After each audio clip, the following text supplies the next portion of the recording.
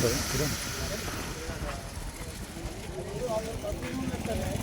BRS ప్రభుత్వం రాష్ట్ర ముఖ్యమంత్రి కేసీఆర్ గారి యొక్క నాయకత్వంలో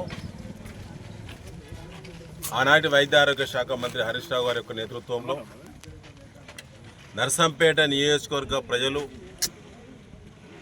ఎన్నడూ కూడా ఊహించినటువంటి అభివృద్ధిలో భాగంగా ముఖ్యంగా పేద వర్గాలు వరంగల్ జిల్లా సంబంధించినటువంటి గవర్నమెంట్ మెడికల్ కళాశాలను నర్సంపేట పట్టణానికి ప్రత్యేక జీవో ద్వారా ఇచ్చి నర్సంపేట నియోజకవర్గ అభివృద్ధిలో తలమానికంగా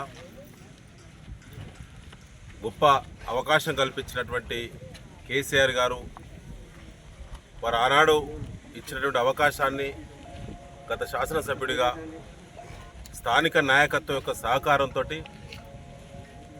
ల్యాండ్ సేకరణ చేసి ముందస్తు చూపుతో ముందస్తు ఆలోచనతో దూరదృష్టితో విజనరీ థింకింగ్తో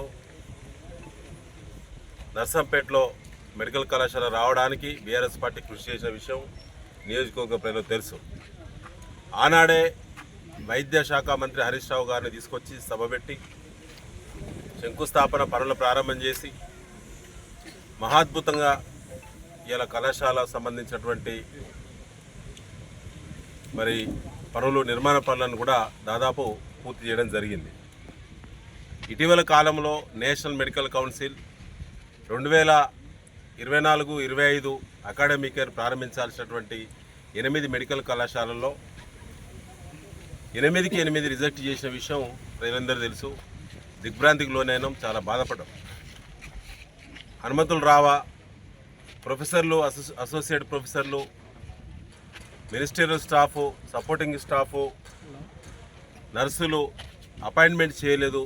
కొత్తగా వచ్చినటువంటి కాంగ్రెస్ పార్టీ ప్రభుత్వం 8 నెలలు గడిచిన పూర్తి స్థాయి అధికారులను స్టాఫ్ను నియమించకపోవడంతో నేషనల్ మెడికల్ కౌన్సిల్ కొత్త కాలేజీలకు అనుమతులు నిరాకరిస్తున్నామని చెప్పి రాష్ట్ర ప్రభుత్వానికి మెయిల్ పంపిన విషయం మీ అందరూ తెలుసు. ఆ తర్వాత పాత సంబంధాలతో జిల్లా కలెక్టర్ గారితో పాటు ఆనాడున్న కలెక్టర్ గారితో పాటు మిగతా వైద్య శాఖ ఉన్నతాధికారుల దృష్టి కూడా తీసుకెళ్లి మేము రిప్రజెంటేషన్ కూడా చేయడం జరిగింది. ఇటీవల కాలంలో కాంగ్రెస్ పార్టీ ప్రభుత్వం స్పందించి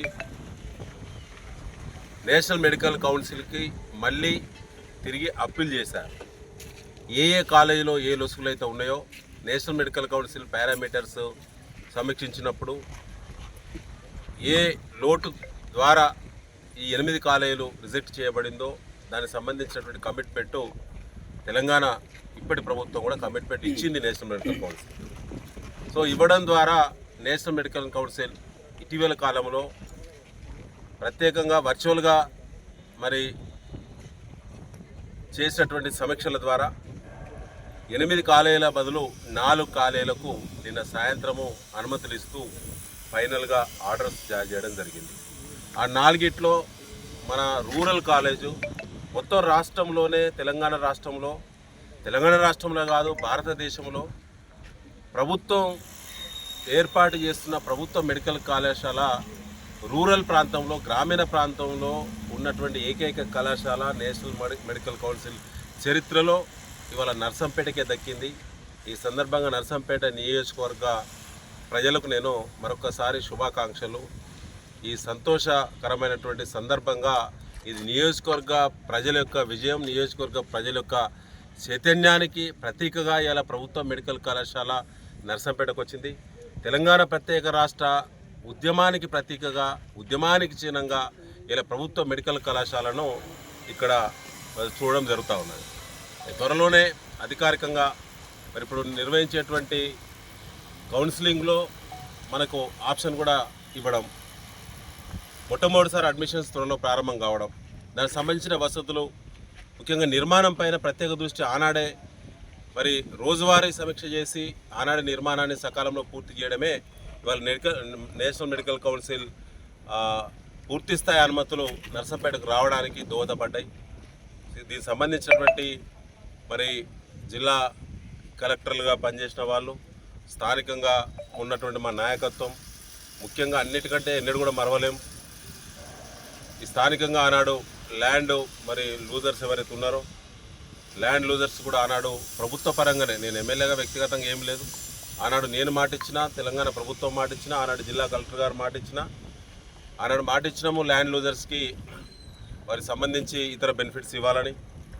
తర్వాత స్థానికులకే ఉద్యోగ అవకాశాలు, ముఖ్యంగా మినిస్టీరియల్ ఇతర సపోర్టింగ్ స్టాఫ్ సంబంధించి ఏవైతే ఉన్నాయో ఆ ఉద్యోగ అవకాశాలు స్థానికులకే ఇవ్వాలని, ముఖ్యంగా ల్యాండ్ లూజర్స్ కూడా ఇతరతర అవకాశాలు 2BHKతో పాటు వారికి కూడా ఇంటికొకరికి ఉద్యోగ అవకాశాలు ఇందులో కల్పించాలని ఆనాడు ప్రభుత్వంగా మేము ఒప్పుకున్నాం.